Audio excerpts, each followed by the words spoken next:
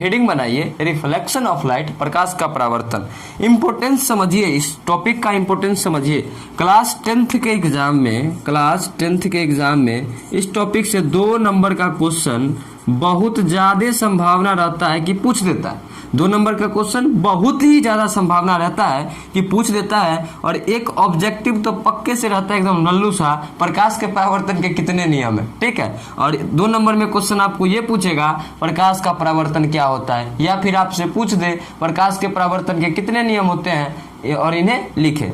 लेकिन इनके अलावे भी काफ़ी ज़्यादा कॉन्सेप्ट और न्यूमेरिकल हम आज के लेक्चर में देखने वाले हैं। ज़रूरत क्या है, आप लोग लास्ट तक वीडियो को देखिए, आपको अच्छे तरीके से समझ में आ जाएगा। हर एक पॉइंट मैं आपसे प्रॉमिस करता हूँ, ठीक है। बशर्ते आप लोग लेक्चर को ध्यान से देखते रहिए, आपको समझ में आ जाएगा, ठीक है।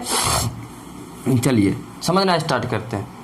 देखो हमारे पास ये जो PQ है ये कोई समतल सतह है, प्लेन सरफेस है, ठीक है। क्या है? समतल सतह है, प्लेन सरफेस है। PQ हमारे पास क्या है? प्लेन सरफेस है। इस प्लेन सरफेस पे हमारा AO जो एक किरण है, एक रे है, मैंने आपको बताया था रे की डेफिनेशन में। रे को कुछ इस तरीके से हम लोग डिनोट करते हैं, अगर ऐसा साइन लगा दे तो रे जो है इधर से ऐसे ऐसे जा रहा है, इधर से ऐसे ऐसे जा रहा है, ठीक है।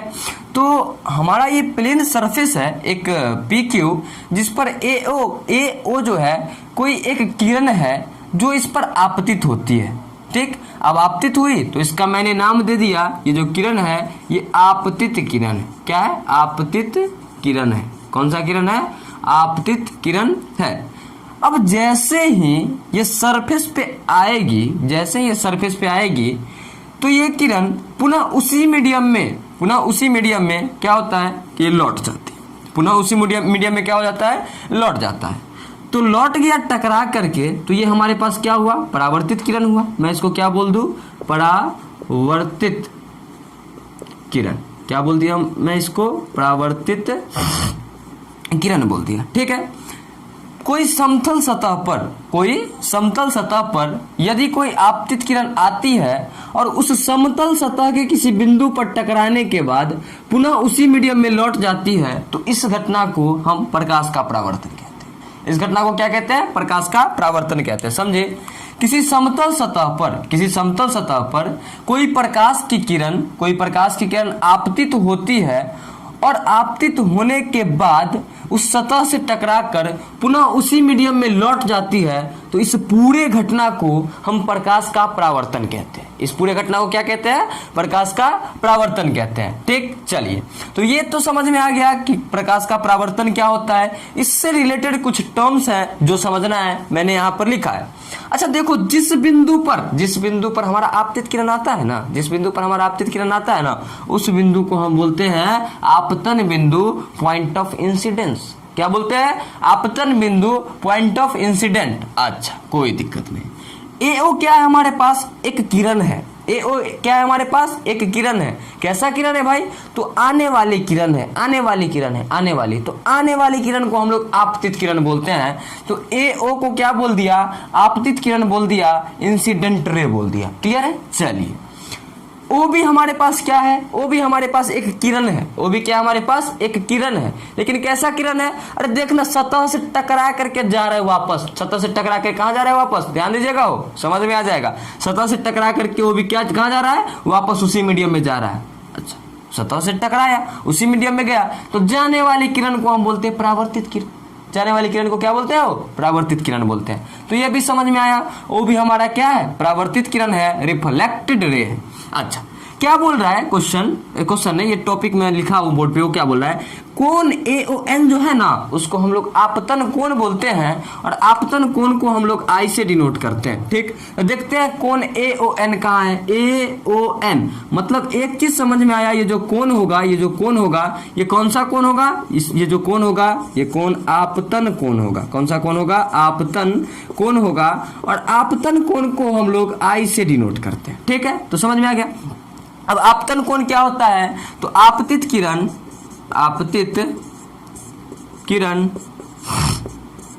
तथा अभिलंब के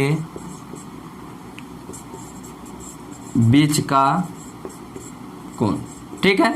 अच्छा एक चीज बताइए, ओ एन मैं छोड़ दिया हूं, यहां पे लिख देता हूं। ओ एन क्या है हमारे पास, ओ एन जो है हमारे पास ये नॉर्मल है। ओ एन क्या है हमारे पास, नॉर्मल है, और इसको हिंदी में अभिलंब बोलते हैं। क्या बोलते हैं, अभिलंब। थोड़ा सा समझिए अभिलंब क्या होता है। देखो जो हमारे पास सतह होगा ना, परावर्तक सतह जो होगा ना, उससे 90 डिग्री का जो कोण बनाएगा ना, 90 डिग्री का कोण जो बनाएगा ना, उसी को हम क्या बोलते हैं, अभिलंब बोलते हैं। ये देखो 90 डिग्री का कोण बना रहा है, ये कितने डिग्री का कोण बना रहा है, 90 डिग्री का कोण बना रहा है। तो ओ एन हमारा क्या है, अभिलंब की तरह व्यवहार करेगा, ठीक है। मतलब दर्पण से जो 90 डिग्री का कोण बनाता है वो क्या कहलाता है, अभिलंब। हमेशा दर्पण और अभिलंब के बीच का कोण 90 डिग्री का होता है। आप याद रख सकते हैं, ऑब्जेक्टिव में भी हो सकता है पूछ दे, दर्पण और अभिलंब के बीच का कोण हमेशा कितने डिग्री का होता है, 90 डिग्री का होता है। अच्छा क्या समझ रहे थे हम लोग, इस कोण को हम लोग क्या बोलते हैं, आई बोलते हैं। अच्छा ये कोण कहां से कहां तक बन रहा है, ए ओ से लेकर के ओ एन के बीच बन रहा है। मतलब आपतित किरण तथा विलंब के बीच का जो कोण बनता है उसको मैंने बोल दिया आई, और आई को हम बोलते हैं आपतन कोण, एंगल ऑफ इंसिडेंस बोलते हैं। क्लियर है। अच्छा देखिए बोल रहा है कोण एनओबी जो है ना उसको परावर्तन कोण बोलते हैं। कोण एनओबी जो है ना उसको परावर्तन कोण बोलते हैं, एनओबी। मतलब इस कोण को हम क्या बोलेंगे, इस कोण को बोलेंगे परावर्तन कोण। परावर्तन कोण को हम लोग आर से डिनोट करते हैं। परावर्तन कोण को किससे डिनोट करते हैं, आर से डिनोट करते हैं, ठीक है। तो इस एंगल को मैंने क्या बोल दिया, परावर्तन कोण। अच्छा डिफाइन करना होगा कि परावर्तन कोण का डेफिनेशन आप बता सकते हैं क्या, बिल्कुल बता सकते हैं। अभिलंब और परावर्तित किरण के बीच का कोण को क्या बोलते हैं, हम परावर्तन कोण बोलते हैं। अभिलंब और परावर्तित किरण के बीच के कोण को क्या बोलते हैं, परावर्तन कोण बोलते हैं, ठीक। इतना समझ में आ गया।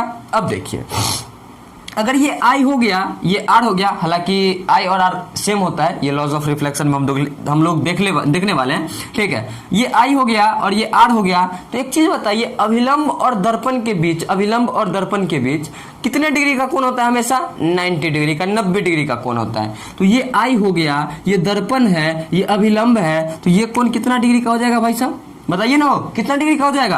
अरे 90 में से ही घटा देंगे आई, ये कितना हो गया 90 माइनस आई, 90 माइनस आई, ये कोण हमारा निकल गया। अच्छा एक बात बता सकते हो, ये जो कोण होगा ये कितने डिग्री का होगा। अरे कोई दिक्कत नहीं, दर्पण अभिलंब 90 डिग्री का कोण बनता है, ले 90 और इतना क्या है 8, तो घटा लिया 8, ये क्या निकल गया 90 माइनस आर। मतलब अब जाकर के आप लोग प्रकाश का परावर्तन जो है इसको अच्छे तरीके से समझ चुके हैं। प्रकाश का परावर्तन जो है इसको अच्छे तरीके से समझ चुके हैं। इस फिगर को बनाइए और साइड में इसको लिखिए, उसके बाद मैं डेफिनेशन लिखवा देता हूं आपको प्रकाश के परावर्तन का, ठीक है।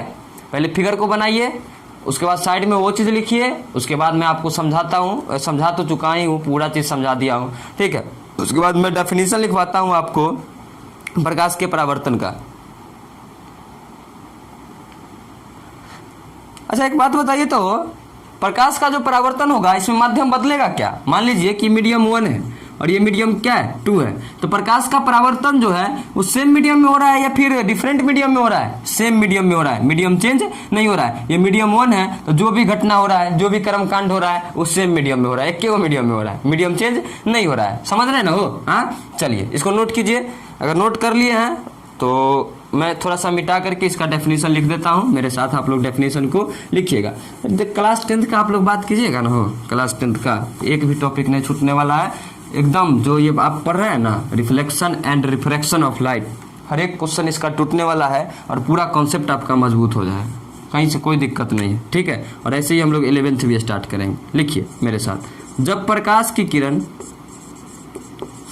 है ना, है ये किरण है ना, हम बताए थे किरण को कैसे डिनोट करते हैं, ऐसे, तो ये किरण ही ना रहा है। जब प्रकाश की किरण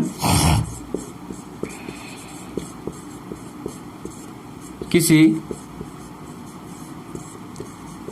परावर्तक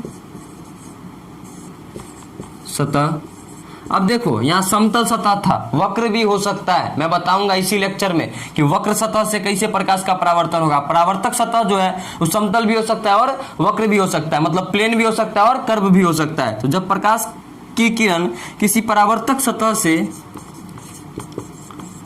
टकराकर पुनः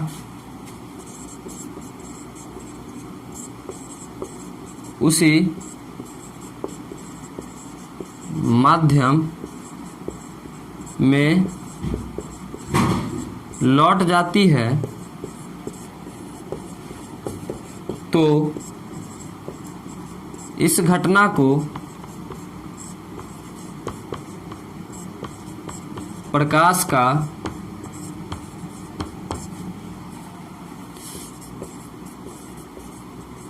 परावर्तन कहते हैं। लास्ट में न्यूमेरिकल भी देखेंगे, ठीक है। इसको आप लोग नोट कीजिए, उसके बाद मैं आपको बताता हूँ इसका जो नियम है वो क्या है, ठीक है। नोट कर लीजिए पहले अच्छे तरीके से। अगर 2 नंबर में क्वेश्चन पूछ दिया ना प्रकाश का परावर्तन क्या होता है, तो इस फिगर को बना करके आप लोग इतना लिख दीजिए, आपको 2 नंबर दे दिया जाएगा। इसको लिखे या ना लिखे सब बात सेम है, समझाना था, एक भी पॉइंट नहीं छोड़ना था, इसीलिए मैंने ऐसा कराया यहाँ पर, ठीक है। चलिए लिख लिए होंगे आप लोग ये चीज, मैं मिटा देता हूँ, उसके बाद समझाता हूँ आपको लॉज ऑफ रिफ्लेक्शन। क्या समझाता हूँ? लॉज ऑफ रिफ्लेक्शन मतलब परावर्तन के नियम। स्क्रीनशॉट ले लिए होंगे आप लोग, मुझे उम्मीद है, ठीक। देखिए समझिए तो हर एक चीज को, टाइम लगेगा लेकिन कोई दिक्कत नहीं है, हम लोग समझेंगे। क्योंकि देखो कोई भी काम होता है उसमें अगर समय दिया जाए तो काम बेस्ट होता है, ठीक है। क्लास 12th को भी मैं पढ़ा रहा हूँ, लेकिन समय का अभाव है तो अच्छे तरीके से नहीं पढ़ा रहा हूँ, ठीक है। तो हेडिंग बनाइए परावर्तन के नियम। क्या? परावर्तन के नियम, नियम laws of reflection, laws of reflection. देखो प्रकाश का जो परावर्तन है इसका 2 नियम होता है। कितना नियम होता है? 2 नियम होता है। प्रकाश का जो परावर्तन है इसका कितना नियम होता है? 2 नियम होता है। ध्यान दीजिएगा तो आपको समझ में आ जाएगा। ऑब्जेक्टिव में क्वेश्चन पूछता है प्रकाश परावर्तन के कितने नियम होते हैं, तो कितने होते हैं भाई साहब? 2 नियम होते हैं, ठीक है। चलिए पहला नियम देखिए, पहला नियम बोलता है आपतन कोण मतलब I, आपतन कोण एवं परावर्तन कोण मतलब R जो है समान होते हैं, ठीक है, समान होते हैं मतलब बराबर होते हैं, ठीक। मतलब एक चीज समझ में आया हमको, एंगल I जो होगा ये बराबर होगा किसके? एंगल R के। मतलब अगर ये 30 डिग्री का होगा, ये अगर कितना डिग्री का होगा? 30 डिग्री का, ये भी हमारा कितना डिग्री का होगा? 30 डिग्री का। ये अगर 60 डिग्री का होगा, ठीक है, तो ये भी हमारा कितना डिग्री का होगा? 60 डिग्री का। अगर ये 1 डिग्री का होगा तो ये कितना डिग्री का होगा? 1 डिग्री का। अगर ये 0 डिग्री का होगा तो ये भी कितना डिग्री का होगा? 0 डिग्री का। अब बोलेगे सर 0 डिग्री भी हो सकता है क्या एंगल ऑफ इंसिडेंस और एंगल ऑफ रिफ्लेक्शन? बिल्कुल हो सकता है। अभी स्पेशल केस करवाऊंगा जिसमें एंगल ऑफ इंसिडेंस 0 होगा, ठीक है, अभी करवाऊंगा स्पेशल केस, कोई दिक्कत नहीं है। पहला नियम ये हो गया। दूसरा नियम लिखिए, पहला नियम लिख लिया आप लोग, दूसरा नियम लिखिए आपतित किरण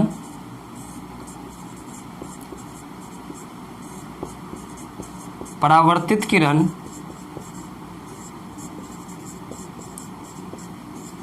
तथा आपतन बिंदु पर डाला गया। अच्छा आपतन बिंदु क्या तो हम बता ही चुके हैं, आपतन बिंदु पर डाला गया अभिलंब तीनों एक ही तल में होते हैं, ठीक है। अच्छा एक चीज मैं देख लेता हूँ नीचे इतना दिखाई दे रहा है कि नहीं दे रहा है। अरे नीचे दिखाई नहीं दे रहा है, 1 मिनट रुकिए, मैं थोड़ा सा नीचे कर देता हूँ मोबाइल फ़ोन को। आप लोग लिखिए तो एकदम आसानी से लिखिए, आपको पूरा दिखाई दे रहा होगा।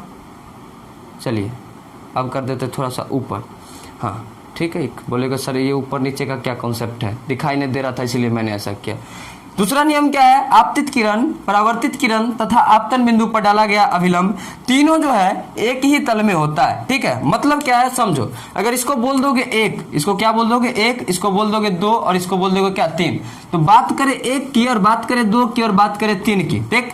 पहला क्या है? 1 बोल दिया किसको? आपतित किरण को, आपतित किरण। दूसरा किसको बोल दिया? अभिलंब को। देख कहीं अभिलंब जरूर लिखा होगा, अभिलंब। 3 नंबर किसको बोल दिया? 3 नंबर बोल दिया परावर्तित किरण, परावर्तित किरण।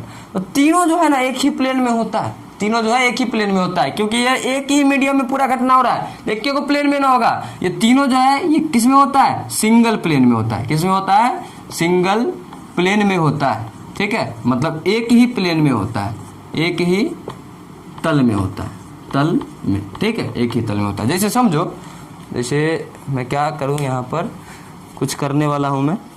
हाँ, जैसे मान लो कि हमारे पास ये हमारे पास कोई रिफ्लेक्टिंग सरफेस है। क्या रिफ्लेक्टिंग सरफेस? ऐसे किरण आया यहाँ अभिलंब और ऐसे चला गया। अब बताता तीनों एक के प्लेन में ना हो रहा है, एक के प्लेन में, ऐसे आया, ऐसे अभिलंब है और ऐसे गया, तीनों सब तो एक के प्लेन में है ना, सब तो एक के प्लेन में। प्लेन कभी बदला क्या? प्लेन बदला नहीं बदला, तो इसीलिए ऐसा बोला जाता है। ठीक है, समझ में आया आपको? बिल्कुल समझ में आ गया होगा। तो इसको आप लोग नोट डाउन कीजिए। कभी कभी 2 नंबर में ये भी क्वेश्चन पूछ देता है कि प्रकाश के परावर्तन के नियम कितने होते हैं और क्या होते हैं। ठीक है, इसको लिख ले, उसके बाद मैं आपको एक स्पेशल केस करवाता हूं। चलिए, तो अब देखते हैं स्पेशल केस। क्या देखते हैं? Special case. स्पेशल ऐसी ना लिखाता हो, स्पेशल केस, हाँ ऐसी ना लिखाता है। विशेष स्थिति इसको इंग्लिश में बोलते हैं। क्या बोलते हैं? विशेष स्थिति बोलते हैं। देख लेते हैं एक बार, ठीक ठाक है ना, मोबाइल लटका हुआ, सब चीज़ दिखाई दे रहा है ना। कुशल मंगल, कुशल मंगल क्या? मंगल कुशल भी है। ठीक है, चलिए हम समझना स्टार्ट करते हैं। ठीक है, हम समझाना स्टार्ट करते हैं, आप समझना स्टार्ट कीजिए, हम तो पहले से समझे हुए। देखिए स्पेशल केस क्या है वो देखिए। जब आपतित किरण जो है ना, ये समतल सतह के लंबवत आपतित हो जाए। ठीक, जरूरत क्या है? जरूरत क्या है? हेडिंग आप बना सकते हैं, हेडिंग आप बना ले, सतह के लंबवत परावर्तन। क्या? सतह के लंबवत परावर्तन, सतह के लंबवत परावर्तन। सतह के लंबवत परावर्तन बोलने का मतलब क्या हुआ? आपतित किरण सतह के लंबवत होगा, परावर्तित किरण भी सतह के लंबवत ही होगा। तो कोई सतह बना लेते हैं, मान लीजिए कि हम एक प्लेन सतह बना लिए, प्लेन सरफेस बना लिए। ये क्या बना लिया? हम प्लेन सरफेस बना लिए। ठीक, सबसे पहले तो जरूरी था, क्योंकि प्रकाश का परावर्तन करवाना है तो एक सतह का होना जरूरी है। ठीक है, अब इससे लंबवत मैंने क्या किया, एक आपतित किरण को लाया, एक आपतित किरण को लाया। ठीक, जो कि इससे कितने डिग्री पर है? 90 डिग्री पर। तो जाहिर सी बात है ऐसे ही लौट जाएगा। क्यों लौट जाएगा मैं आपको समझाता हूँ। ये क्या है हमारे पास? आपतित किरण है। क्या है? आपतित किरण है, आपतित किरण। और ये क्या है हमारे पास? परावर्तित किरण है, परावर्तित किरण है। देखो ये आ रहा है तो आपतित किरण, जा रहा है तो परावर्तित किरण। देख, हमको एक ही लाइन पे सब चीज बनाना होगा, क्योंकि यहाँ पर क्या है? नॉर्मल इंसिडेंस है। नॉर्मल इंसिडेंस का मतलब क्या? सतह के लंबवत है। ठीक है, परावर्तन जो है सतह के लंबवत हो रहा है। अच्छा, अभिलंब कहाँ होगा? तो इसी पर होगा, अभिलंब इसी पर होगा, क्योंकि सतह से 90 डिग्री पर होता है अभिलंब। ठीक, तो इस तरीके से सतह के लंबवत प्रकाश का परावर्तन होता है। मतलब अगर सतह के लंबवत अगर कोई आपतित किरण आती है तो पुनः उसी दिशा में लौट जाती है, उसके मार्ग में कोई परिवर्तन नहीं होता है। ठीक है, अब मीडियम तो पहले से नहीं बदलता है, मीडियम बदलता है प्रकाश के अपवर्तन में। ठीक है, मतलब जैसे आएगी वैसे ही जाएगी, जैसे आएगी वैसे ही जाएगी। क्यों? क्योंकि 90 डिग्री पर है। अच्छा, रीजन समझते हैं, क्योंकि हमको बराबर करना है, आई बराबर क्या? आर। ठीक, तो हम बोलते हैं अगर 90 डिग्री पर आएगी तो 90 डिग्री पर जाएगी। तो बच्चा को कंफ्यूजन होता है, आई यहाँ पर हो जाएगा 90 डिग्री और आर भी हो जाएगा हमारे पास 90 डिग्री, और यहीं से बहुत सारा एग्जाम क्वेश्चन पूछ लेता है। ठीक, तो बच्चा गलती करता। अच्छा बताओ, आई क्या था? अभिलंब और आपतित किरण के बीच का कोण। अच्छा बताओ तो आपतित किरण कहाँ है? अभिलंबे पढ़ना है, अभिलंबे पढ़ना है। और अभिलंब कहाँ है? वही है जहाँ आपतित किरण है, वही क्या है? अभिलंब है। दोनों के बीच कुछ कोण बन रहा है, कुछ कोण बन रहा है नहीं। तो आपतन कोण जो है हमारा कितना डिग्री का हो गया? 0 डिग्री का। अब आपतन कोण 0 डिग्री का है तो हमको परावर्तन कोण भी कितना बनना होगा? 0 डिग्री का, तभी हमारा प्रकाश के परावर्तन के नियम का पालन होगा। इसीलिए जैसे आया वैसा ही चला गया, इसीलिए जैसे आया वैसा ही चला गया। तो इसको भी नोट कर ले, विशेष स्थिति के नाम से, स्पेशल केस के नाम से। ठीक है, उसके बाद कुछ और पॉइंट देखते हैं, उसके बाद 3 क्वेश्चन देखेंगे और आज के लेक्चर को समाप्त कर देंगे। लिख लिए होंगे आप लोग, हम मिटा देते हैं।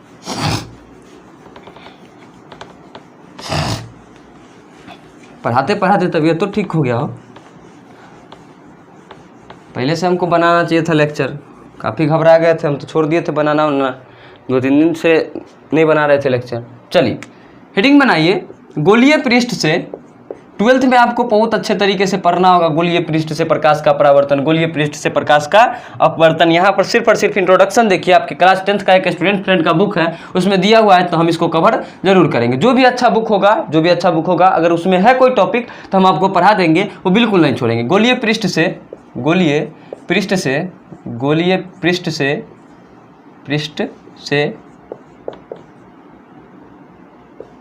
प्रकाश का परावर्तन, गोलीय पृष्ठ से प्रकाश का परावर्तन। जरूरी क्या है, एक गोलीय पृष्ठ बना ले, इसको अंदर से पेंट कर देते ताकि बाहर से प्रकाश का क्या हो जाए, परावर्तन। ठीक है, अभी दो प्रकार का होता है गोलीय पृष्ठ जो होता है, वो भी दो प्रकार का होता है, एक उत्तल पृष्ठ और एक होता है अवतल पृष्ठ। ठीक है, अगर बात कर ले मिरर की तो एक उत्तल दर्पण और एक अवतल दर्पण। ठीक है, कनकेव मिरर और कन्वेक्स मिरर। लेंस की बात करें तो ऐसे ही कन्वेक्स लेंस और कनकेव लेंस। ठीक है, लेकिन यहाँ पृष्ठ का बात कर रहे हैं हम। ठीक है, तो ये जो सरफेस है ये कैसा है, कर्व सरफेस है। कैसा सरफेस है, कर्व नहीं, स्फेरिकल सरफेस। कैसा है, स्फेरिकल सरफेस है, स्फेरिकल सरफेस है, गोलीय पृष्ठ इसको हिंदी में बोलते हैं। तो देखिए इससे प्रकाश का परावर्तन कैसे होगा। ठीक, देखिए प्रकाश के परावर्तन के नियम को पालन करवा देंगे, प्रकाश का परावर्तन हो गया। ठीक है, यहाँ पर मान लीजिए क्या है, इसका केंद्र है। ठीक है, जिसको मैंने बोल दिया क्या, ओ। अच्छा, मान लेते हैं कि यहाँ पर एक पॉइंट ए है, जहाँ क्या हुआ कि एक प्रकाश का किरण आपतित हुआ, एक प्रकाश का किरण क्या हुआ, आपतित हुआ। तो इस पे परावर्तन कैसे होगा, इस पे परावर्तन कैसे होगा, कोई दिक्कत नहीं है, अभिलंब बना लेंगे और नाप लेंगे आपतित किरण अभिलंब के बीच का कोण कितना है, उतना ही डिग्री पर क्या करेंगे, एक किरण को गुजार देंगे, उसको बोल देंगे परावर्तित किरण। ठीक है, तो यहाँ अभिलंब बनाना होगा, तो हम कैसे बना सकते हैं अभिलंब, कैसे बना सकते हैं, अरे तो इस पे जो 90 डिग्री का कोण बनाएगा वही अभिलंब होगा। आप दिमाग कन्फ्यूज दिया गया। ठीक है, कैसे सर बनाएंगे, तो कोई बात नहीं, पढ़ा होगा ना, बच्चा वाला क्लास में पढ़ा होगा। अगर वृत्त है, हमको अगर 90 डिग्री का कोण निकालना है, इसके केंद्र से एक रेखा को पास कर देंगे, 90 डिग्री का कोण बनाया, ऐसे पास कर देंगे 90 डिग्री का। केंद्र और परिधि को जो भी रेखा ज्वाइन करेगी वो क्या होता है हमारे पास, 90 डिग्री का। केंद्र और परिधि के केंद्र और परिधि को मिला दो और यहाँ पर एक स्पर्श रेखा खींच दो। स्पर्श रेखा बना नहीं रे, ठीक है, नाराज है स्पर्श रेखा हमसे, क्या रे, स्पर्श रेखा एक खींच दो, तुमको पता चलेगा ये कोण कितना डिग्री का है, 90 डिग्री का कोण है। ठीक है, तो कुल मिलाकर के बात इतना हुआ कि केंद्र से गुजारेंगे एक लाइन को, वही हमारा क्या हो जाएगा, अभिलंब होगा। उस सतह पर कितना डिग्री का कोण बना लेगा, 90 डिग्री का। ठीक है, केंद्र को थोड़ा सीधा कर लेते हैं ताकि आप लोग को फिगर काफ़ी अच्छे तरीके से क्लियर हो जाए। ठीक है, क्योंकि आप अभी काफ़ी अच्छे बच्चे। ठीक है, चलिए ये हमारे पास क्या हो गया, ये हमारे पास हो गया नॉर्मल।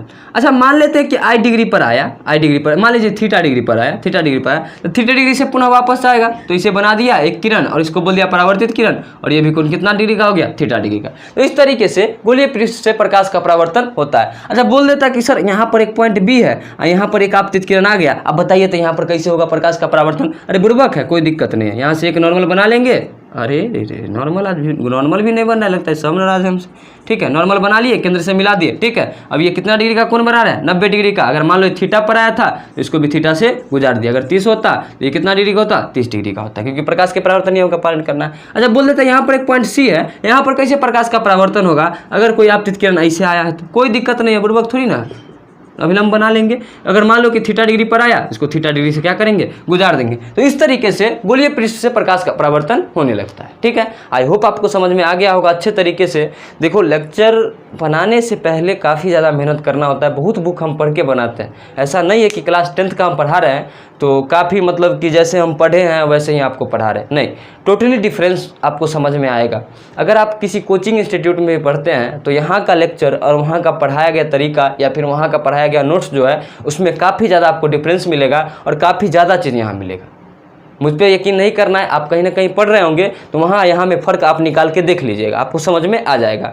तो आपको पता है मैं क्या बोलना चाहता हूँ, सपोर्ट आपका ज़रूरी है। ठीक है, तो अगर वीडियो को देखते हैं तो कोई वीडियो को देख के नहीं छोड़िए, पूरा वीडियो देखिए, क्योंकि चैनल का भी शुरुआती दौर है। आपके एक गलती से हो सकता है कि मेरा जो चैनल है वो बहुत देर से अच्छे बच्चों तक पहुंचे। ठीक है, अगर आपको नहीं देखना है तो क्लिक ही नहीं कीजिए, नहीं तो पब्लिक रिटेंशन खराब हो जाता है। बहुत दिन से बोलना चाहते थे लेकिन नहीं बोलते थे, कहीं बोल देंगे, बोलेगा क्या, ऐसा ससुराई क्या है, हमारा कोई टेक्निकल चैनल खोल के रखा है जो पब्लिक रिटेंशन के बारे में बोल रहा है। नहीं, इसके वजह से मेरा वीडियो रैंक नहीं कर रहा है। काफ़ी ज़्यादा मेहनत से बनाते हैं वीडियो लेकिन रैंक कर ही नहीं रहा है। अगर कोई देखेगा तब ना जानेगा कि कैसा पढ़ाता है। अब केवल लोग एंजॉय भी नहीं करेगा तो कैसे पता चलेगा, ठीक है। तो इसीलिए अगर वीडियो को किसी वीडियो में अगर क्लिक करते हैं तो पूरा देखिए और पूरा नॉलेज लीजिए और अच्छे से नोट्स बनाइए ताकि आपको भी बेनिफिट हो सके और हमको भी बेनिफिट हो सके। नहीं देखना है तो क्लिक के मत कीजिए, ठीक है। चलिए कोई दिक्कत नहीं, इसको नोट कीजिए, उसके बाद हम आपको क्वेश्चन करवाते हैं। चलिए कुछ क्वेश्चन को देखते हैं जो आपको काफ़ी ज़्यादा कॉन्सेप्ट क्लियर करेगा, जो आपका कॉन्सेप्ट को काफ़ी ज़्यादा क्लियर करेगा। क्वेश्चन नंबर फर्स्ट देखिए, काफ़ी ज़्यादा टाइम हो चुका है लेक्चर को, तो जल्दी जल्दी क्वेश्चन करते हैं। किसी समतल सतह से 30 डिग्री पर कोई किरण आपतित होता है तो आई तथा आर निकाले। अब बच्चा होता है पागल, बच्चा होता है क्या पागल, आई आर दोनों तो सेम होता है। बच्चा बोलेगा आई आर तो दोनों सेम होता है। अरे बोल रहा है कितना डिग्री पर आपतित हो रहा है, 30 डिग्री पर आपतित हो रहा है, तो 30 डिग्री आई हो जाएगा, 30 डिग्री आर, ले मार दिया, ऑप्शन ए हो गया गलत। कैसे हो गया गलत, तो देखना क्या बोल रहा है, किसी समतल सतह से, समतल सतह से, ठीक है, कोई समतल सतह बना लिए। क्या कर लिए हम, कोई समतल सतह बना लिए। ये हमारे पास क्या है, कोई समतल सतह, ये हमारे पास क्या है, कोई समतल सतह। तो सतह से 30 डिग्री पर, सतह से 30 डिग्री पर क्या हुआ, कोई किरण क्या हुआ, आपतित हुआ, तो आपतन कोण क्या होगा, अपरावर्तन कोण क्या होगा, आई क्या होगा और आर क्या होगा। कोई दिक्कत नहीं, लंब बनाएंगे, लंब बनाएंगे, हमको कोई नहीं रोक सकता है लंब बनाने से, ठीक। बनाएंगे क्या, परावर्तित किरण। अच्छा 30 डिग्री बना रहा है कौन, किससे, सतह से, तो अभिलंब से कितना बनाएगा, 60 डिग्री, क्योंकि पूरा क्या होता है 90 डिग्री का। तो आई निकल गया कितना, 60, तो आई निकल गया 60, तो इतना ही क्या होगा हमारा, आर भी होगा, क्योंकि लॉज ऑफ रिफ्लेक्शन बोलता है I is equal to R, angle of incidence is equal to angle of reflection. तो 30 डिग्री हमारा क्या हो जाएगा, आंसर गलत हो जाएगा, 30 डिग्री गलत हो जाएगा और 60 डिग्री वाला जो होगा वो सही हो जाएगा, ठीक है। आपतन कोण कितना डिग्री का होगा, 60 डिग्री का, और परावर्तन कोण भी कितना डिग्री का होगा, 60 डिग्री का, ठीक। अब ई क्वेश्चन को पढ़ लिए। अब बच्चा सब क्वेश्चन मास्टर बता देता है, क्वेश्चन ऐसा क्वेश्चन छोड़ देता है, अब बच्चा सब क्वेश्चन में ऐसा ही दिमाग लगाने लगता है। दूसरा क्वेश्चन देखिए, किसी समतल सतह से सतह के अभिलंब से 30 डिग्री पर कोई किरण आपतित होता है तो आई तथा आर क्या होगा। सबसे पहला कोण जो दिया हुआ है वो सतह के साथ दिया हुआ है कि अभिलंब के साथ दिया हुआ है, ये आप देखिए, उसके बाद आई आर पर टिप्पणी कर सकते हैं। तो क्या बोल रहा है, हमारे पास कोई समतल सतह है और यहाँ पर कोई क्या होगा, अभिलंब, अभिलंब क्या होता है जो 90 डिग्री पर हो, बोला अभिलंब से 30 डिग्री पर, अभिलंब से 30 डिग्री पर, तो अभिलंब से 30 डिग्री पर कोई किरण आपतित हुआ तो 30 डिग्री पर वापस जाएगा, मतलब आई कितना होगा 30 डिग्री और आर भी हमारा यही हो जाएगा। तो कौन ऑप्शन सही, 30 डिग्री वाला ऑप्शन हमारा सही हो जाएगा। तीसरा क्वेश्चन देखिए, बोल रहा है किसी समतल सतह के लंबवत कोई किरण आपतित होती है तो आई तथा आर क्या होगा। अच्छा कोई दिक्कत नहीं है, क्या बोला है, समतल सतह है, समतल सतह है और इसके लंबवत कोई किरण आपतित हो गया तो लंबवत है ना वापस जाएगी। याद करो स्पेशल केस नॉर्मल इंसिडेंस वाला जो हम बताए थे, सतह के लंबवत परावर्तन, यहीं पे अभिलंब होगा। तो बताओ अभिलंब और आपतित किरण, आपतन को आपतित किरण के बीच कोई कोण बन रहा है, नहीं, तो आई कितना होगा हमारे पास 0 डिग्री और यही कितना होगा, आर होगा। तो हमारा कौन सा ऑप्शन सही हो जाएगा, ऑप्शन नंबर डी सही हो जाएगा, ठीक है। तो आई होप सबको समझ में आ गया होगा लेक्चर। हमको नहीं लगता है इतने अच्छे से प्रकाश का परावर्तन क्लास 10th के लिए कोई भी टीचर यूट्यूब पे पढ़ाए होंगे, नहीं। अगर पढ़ाए होंगे बखूबी पढ़ाए होंगे, लेकिन देखो जानना और समझाना में फ़र्क होता है।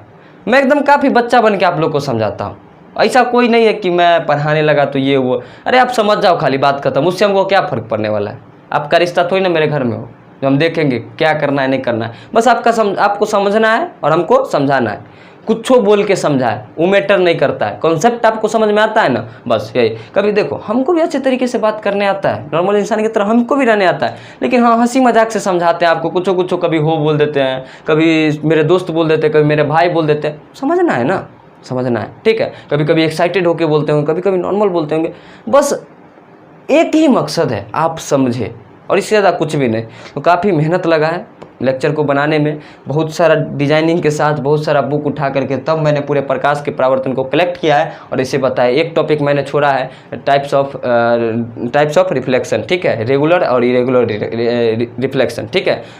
मतलब कि नियमित परावर्तन और अनियमित परावर्तन। आप समझते होंगे नियमित परावर्तन क्या, जिसमें प्रकाश के परावर्तन के नियम का पालन किया जाता है, आई आर के बराबर होता है। अनियमित का, जिसमें प्रकाश के परावर्तन नियम का पालन नहीं किया जाता है, ठीक है। सो बाय। तबीयत अभी ख़राब है, मैं अपने फुल एनर्जी के साथ क्लास नहीं ले पाया, मुझे पता है, फिर भी मुझे लग रहा है कि क्लास बहुत अच्छा गया है, ठीक है।